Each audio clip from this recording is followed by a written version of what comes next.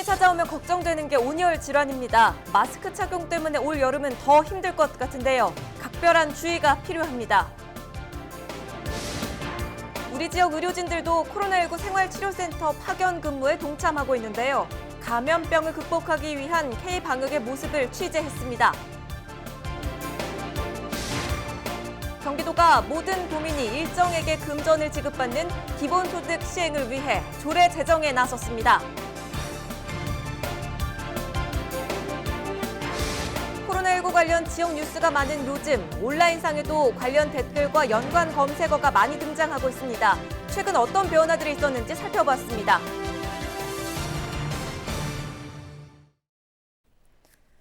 여러분 안녕하십니까? 헬로티비 경인뉴스입니다. 이재명 경기도지사가 매월 전 국민에게 50만 원의 기본소득을 지급해야 한다는 주장을 제기했습니다. 이 지사는 한 방송사 토론회에 출연해 코로나19로 어려운 경제 상황을 극복하기 위해 25조 원의 재정을 마련해 국민 1인당 50만 원을 지급해야 한다고 밝혔습니다. 또 기본소득에 대한 국민적인 이해도가 높아져 조세 저항이 줄면 데이터세와 로보세 등 새로운 증세를 통해 15년 이후에는 모든 국민에게 매월 50만 원을 지급하는 게 목표라고 밝혔습니다. 무엇보다 기본소득은 동일한 액수를 지역화폐로 지급해야 조세 저항이 없다면서 보편적 기본소득을 추진해야 한다고 덧붙였습니다. 경기도가 모든 도민이 일정에게 금전을 지급받는 이 기본소득 시행을 위해 조례 제정에 나섰습니다. 경기도의회 기획재정위원회는 본회의를 열고 경기도 기본소득 기본조례안을 수정 의결해 본회의로 넘겼습니다. 조례안은 기본소득을 소득과 재산, 노동활동과 관계없이 경기도민 모두에게 개별적, 정기적으로 지급하는 일정액의 금전 또는 지역화폐로 정의했습니다. 조례안은 또 기본소득을 시행하기 위해 5년마다 종합계획을 수립하고 실행계획을 매년 평가한 뒤 다음 연도에 시행하도록 했습니다. 이 조례안은 오는 24일 본회의에서 최종 심의됩니다. 정부가 집단 감염 취약시설 10개 업종을 정해 전자출입 명부 설치를 의무화한 바 있는데요. 인천시가 뷔페 식당을 추가해 발표했습니다. 인천시가 정한 전자출입 명부 설치 의무화 시설은 모두 11가지인데요. 헌팅포차와 감성주점, 유흥주점과 단란주점, 콜라텍과 노래연습장, 실내 집단운동 GX와 실내 스탠딩 공연장, PC방과 학원, 뷔페 식당 등입니다. 전자출입 명부는 QR코드 기반으로 이용자 정보는 4주 후 자동 폐기됩니다. 해당 업종은 의무 위반 시 300만 원 이하의 벌금을 부과받을 수 있습니다. 수도권을 중심으로 코로나19가 확산하고 있는데요. 인천시가 코로나19 검사 대상을 대폭 확대합니다. 인천시는 호흡기 질환 증상자와 쪽방촌 거주자 등의 취약계층, 대형마트, 콜센터 등 고위험 사업장 근무자들을 검사 대상에 포함시켰는데요. 최근 수도권 감염이 늘고 있는 가운데 폭넓은 검사로 바이러스 전파를 막기 위해 이같이 결정했습니다. 검사 대상은 지역 내 모든 선별진료소에서 코로나19 검사를 무료로 받을 수 있습니다. 경기도에는 코로나19 외국인 환자들을 위한 전용 생활치료센터가 있습니다. 경증 환자들만 머물 수 있는데 타지에서 맞서야 하는 이 감염병, 이들에게 얼마나 두려울까요? 그런 이들에게 큰 힘이 되는 건 이 센터에서 동고동락하는 의료진들입니다. K-방역 중심에 있는 우리 동네 의료진들을 이세진 기자가 만나봤습니다. 4월 말에 가서 5월 한 달 가득 채우고 와서 31일 있다 왔습니다. 처음에는 환자들이 임상적으로 문제가 있지 않을까, 그래서 임상적인 문제, 응급 상황 이런 거에 대비하는 거에 관심을 많이 뒀었는데요. 막상 가서 경험을 해보니까 그 일상생활에서 이렇게 갇혀 있다는 그 답답함을 많이 호소하시는 것을 보고서 이게 생활치료센터라는 그 의미가 있구나. 환자분들이 입소를 하게 되시면 그 공간이 굉장히 이제 분리되어 있기 때문에 또 이제 의료진들이 입실을 할 때도 어떤 이제 기존에 이제 진료하던 거랑은 다르게 이제 방호복을 다 착용을 해서 들어가야 되고 어떤 통신 시설이라든지 이런 기기라든지 이런 것들을 전혀 활용할 수가 없기 때문에 사실 안쪽에서 진료하는 데는 상당히 제약이 있고 한 10여 개국 종교도 다르고 문화도 다르고 언어도 다르기 때문에 번역 프로그램도 이용을 하고 통역하시는 분도 이용을 해서 이제 커뮤니케이션을 하려고 많이 노력을 했었고 반복적인 검사들을 하면서 이 나오는 결과들에 대해서 굉장히 이제 절망하기도 하고 또 불안해하시고 하시는 경우가 많았는데 이제 그런 경우에 지속적으로 이제 상담을 또 해드리고 대중적인 음악하고 우리나라의 어떤 고유 음악을 환자분들은 창을 통해서 그리고 공연자는 일정 간격 감염 관리가 좀 확보된 상태에서 공연을 어떤 분 같은 경우는 이제 아기 돌잔치에 맞춰서 입국을 했다가 이제 다행히도 이제 퇴소를 하게 돼서 이제 그런 돌잔치 사진이라든지 이런 영상을 이렇게 보내주셔서 감사해하시는 경우도 있었고 영어로 감사합니다 이렇게 써서 하는 경우도 있었고요. 뭐 어떤 고마운 말들을 그림이나 글로 표현을 해서 자기 문 밖에다가 붙여놓으시면 저희가 그거를 가져오지는 못하고 창문에다가 붙여서 밖에서 사진을 찍어서 모든 의료진이나 이제 지원단하고 공유했던 기억이 납니다. 세계 속에 한국의 의상이 이렇게 높았구나. 내가 정말 세계 사람들을 위해서 이렇게 좋은 일을 했었구나라는 뿌듯함이.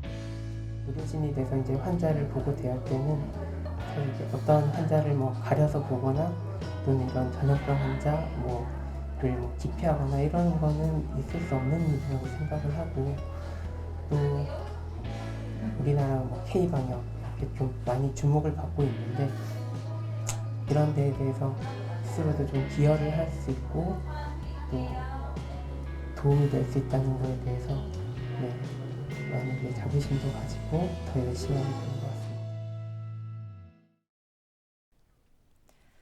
장마가 지나고 나면 폭염이 찾아올 전망입니다. 이미 이번 주 초 중부지방에는 올해 첫 폭염특보가 발령되기도 했는데요. 폭염이 찾아오면 가장 걱정되는 게 온열 질환이죠. 특히 마스크 착용 때문에 올 여름은 더 힘들 것 같은데요. 시민들의 각별한 주의가 필요합니다. 이재필 기자입니다. 구조대가 한 여성을 구급차로 이송합니다. 중부 지역에 올해 처음으로 폭염특보가 발령된 지난 9일 선별진료소에서 코로나19 검사를 하던 보건소 직원이 탈진해 쓰러진 겁니다. 지난해 발생한 온열 질환자는 모두 1,841명, 사망자도 11명이나 나왔습니다. 기상청은 올해 여름은 작년보다 더욱 무더울 것이라고 예고했습니다. 중국 내륙에 위치한 고온 건조한 열적 고기압과 티베트 고원에 위치한 티베트 고기압의 영향을 동시에 받으면서 평년보다 매우 무더운 날씨, 즉 폭염이 나타나는 날이 많을 것으로 전망하고 있습니다. 강한 무더위가 예상되면서 온열 질환에 대한 걱정이 커지고 있습니다. 장시간 야외에서 일을 하는 노동자들의 경우 더욱 긴장하고 있습니다. 특히 코로나19의 영향으로 마스크 착용은 필수. 노동자들은 더위에 더욱 취약해졌습니다.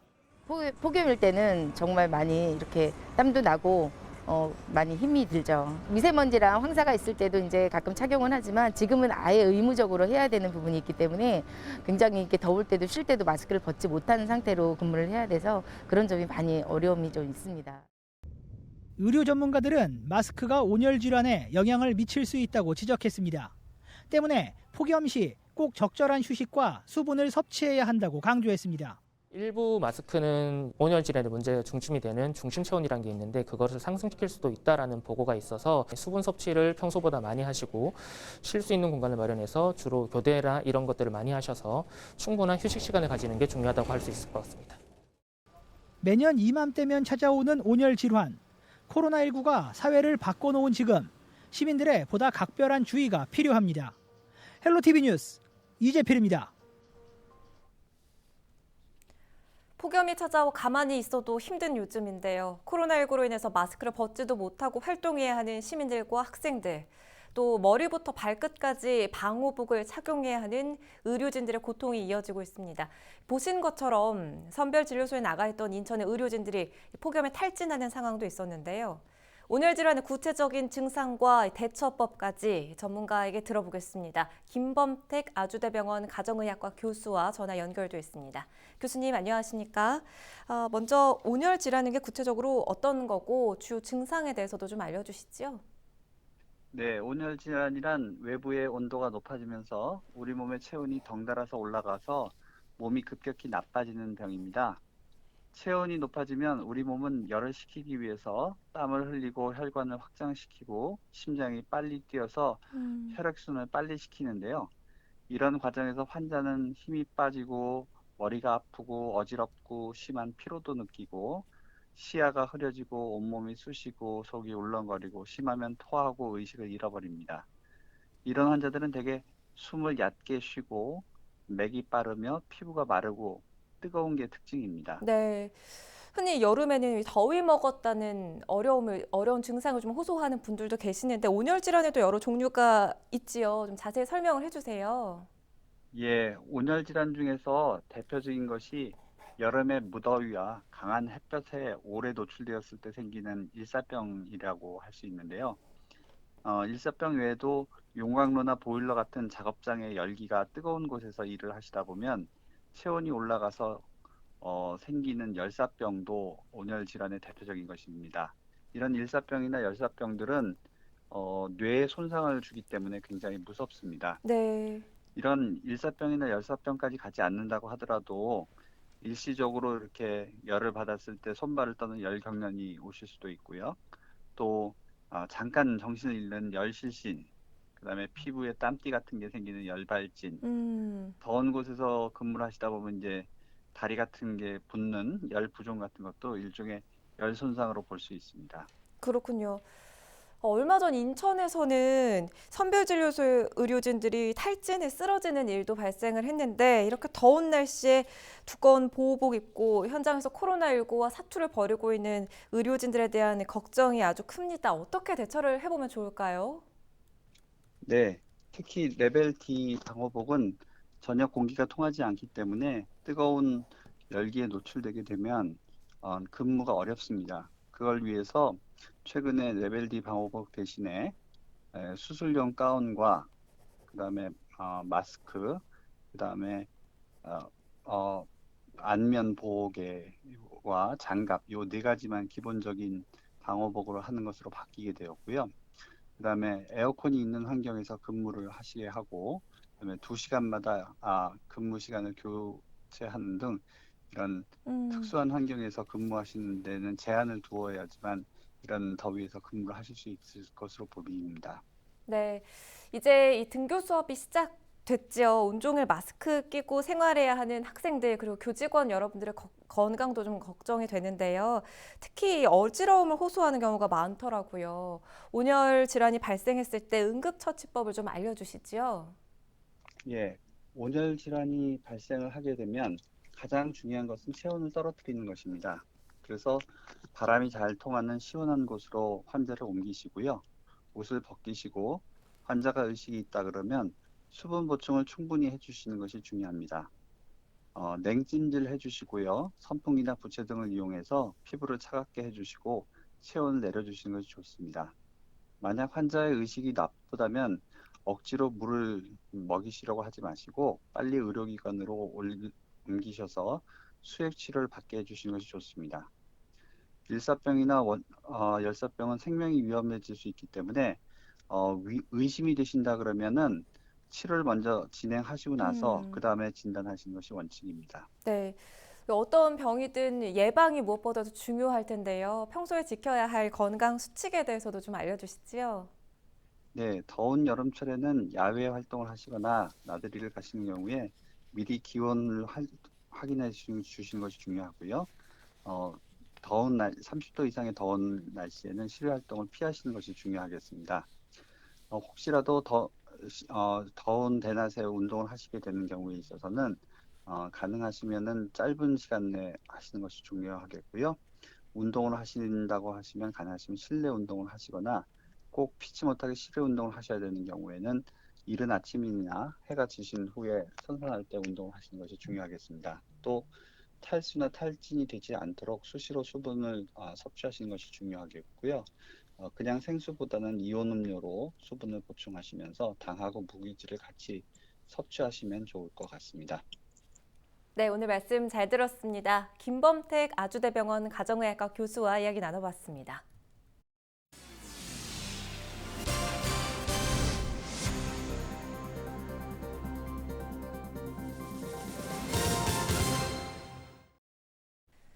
(12일) 기준 부천시의 코로나19 확진자가 140명을 넘어서는 등 지역사회 감염이 계속되고 있습니다. 인터넷에서도 부천을 검색하면 코로나와 관련된 검색어들이 함께 등장하는데요. SNS와 뉴스 기사를 분석한 빅데이터 상에서 어떤 키워드들이 부천의 연관어로 등장했는지 관련 이슈와 함께 살펴보겠습니다. 김진재 기자입니다. 최근 부천과 함께 등장한 연관어 빅데이터입니다.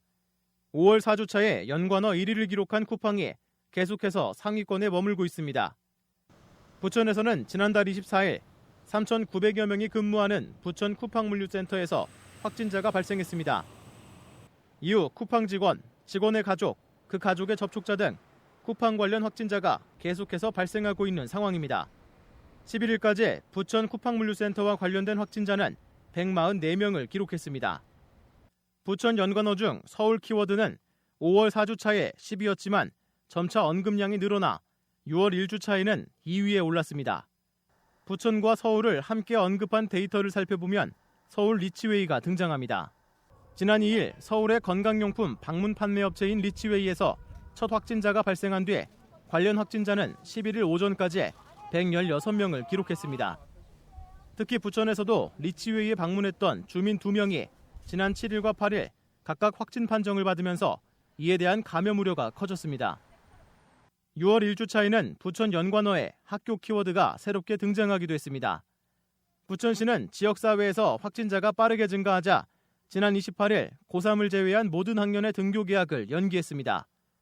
이후 부천시는 2주간 원격 수업을 진행한 뒤 11일부터 모든 학년의 등교 수업을 재개했습니다. 코로나19 확진자가 꾸준히 발생하다 보니 부천 감성 연관어에서는 부정적인 키워드가 절반을 차지했습니다. 감염되다가 가장 많은 비율을 차지했고 우려와 걱정스럽다가 그 뒤를 이었습니다. 코로나19가 방문 판매업체, 탁구장, 교회 등으로 확산하면서 지역사회 감염에 대한 긴장감도 이어지고 있습니다. 헬로티비 뉴스 김진재입니다. 앞으로 연천과 포천 등 경기도 내 접경 지역에서 대북전단 살포가 금지됩니다. 이재강 경기도 평화부지사는 긴급 기자회견을 통해 경기도 접경 지역을 위험구역으로 지정하고 대북전단 살포자의 출입을 금지한다고 밝혔습니다. 또 경기도 특별사법경찰단을 통해 단속과 수사를 실시하며 적발된 전단 살포자는 고발 조치할 방침입니다. 이 평화부지사는 대북전단 살포로 접경 지역 도민들의 안전이 위협받지 않도록 지속적인 감시와 단속을 펼치겠다고 밝혔습니다. 날씨 정보입니다. 주말에 비 소식이 있습니다. 수도권에는 비의 양이 많지는 않겠습니다. 기온은 토요일 아침에 19도, 한낮에는 28도까지 오르겠습니다. 서해상에 비구름이 유입되면서 토요일 오후부터 일요일 오전까지 비가 내리겠습니다. 서울 등 수도권은 비의 양이 적고 주로 밤사이 비가 지날 것으로 보여서 주말 야외 활동하는 데에는 큰 지장 없겠습니다. 다만 이 비가 내리면서도 낮 기온이 크게 올라서 후텁지근한 날씨가 예상됩니다. 전국 날씨입니다. 전국에 구름 많고 비 내리는 곳이 있겠습니다. 특히 남부지방에 200mm 이상, 제주도에는 100mm 이상의 국지성 호우가 예보돼 있는 만큼 비로 인한 피해 없도록 대비를 철저히 해주셔야겠습니다. 바다 날씨입니다. 해상도 역시 구름 많고 흐리겠고 파고는 최고 1m로 비교적 잔잔하게 일겠습니다. 생활지수입니다. 빨래나 세차하기에는 적합하지 않겠고요. 불쾌감이 느껴질 수 있으니 실내에선 냉방기기를 강하게 사용하셔야겠습니다. 밤에는 열대야 현상이 나타날 수도 있습니다. 날씨 정보였습니다.